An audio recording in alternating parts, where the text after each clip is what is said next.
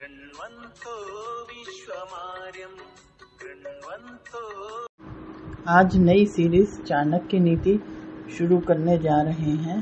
चाणक्य वह चणक का पुत्र होने के नाते चाणक्य था।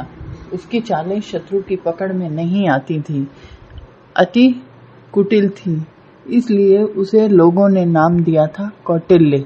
वह दिखने में जितना कठोर था उतना ही सहृदय भी था।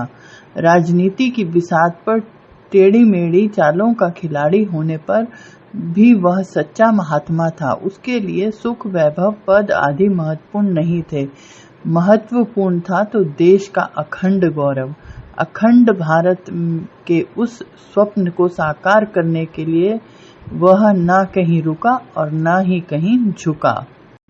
तदहं संप्रवक्ष्यामि लोकानां हितकाम्याया येन विज्ञान मात्रेण सर्वज्ञातव्य प्रपद्यते। मैं लोगों की भलाई की इच्छा से राजनीति के उन गूढ़ रहस्यों का वर्णन कर रहा हूँ जिन्हें जान लेने मात्र से मनुष्य सर्वज्ञ हो जाता है, अर्थात और कुछ जानना उसके लिए शेष नहीं रह जाता। जिस प्रकार विज्ञान में सुनिश्चित सिद्धांतों की खोज की जाती है और उसकी पुष्टि बार बार किए गए प्रयोगों से एक समान प्राप्त निष्कर्षों से होती है, उसी तरह नीति शास्त्र की भी एक सुनिश्चित परंपरा है।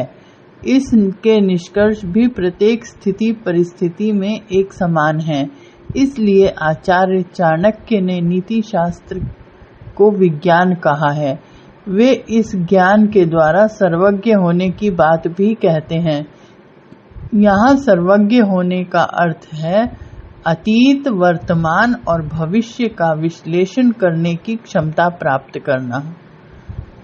मनसा चिन्तितं कार्यवाचा नैव प्रकाशयेत्, मंत्रेण रक्षयेद् गुणं कार्ये च अपि नियोजयेत्। मन से सोचे हुए कार्य को वाणी द्वारा प्रकट नहीं करना चाहिए, परंतु मनन पूर्वक भली प्रकार सोचते हुए उसकी रक्षा करनी चाहिए और चुप रहते हुए उस सोची हुई बात को कार्य रूप में बदलना चाहिए। इंद्रियाणि च संयममय बकवत पंडितो नरः, देश काल बलम ज्ञात्वा सर्वकार्याणि साधयेत्। बुद्धिमान व्यक्ति को अपनी इंद्रियों को वश में करके समय के अनुरूप अपनी क्षमता को तौल कर बगुले के समान अपने कार्य को सिद्ध करना चाहिए। परस्परस्य मर्माणि ये भाष्यन्ते नराधमः त एव विलयम् यन्ति वाल्मीकोदर सर्पवत्। जो लोग एक दूसरे के भेदों को प्रकट करते हैं वे उसी प्रकार नष्ट हो जाते हैं जैसे बांबी में फंसकर सांप नष्ट हो जाता है।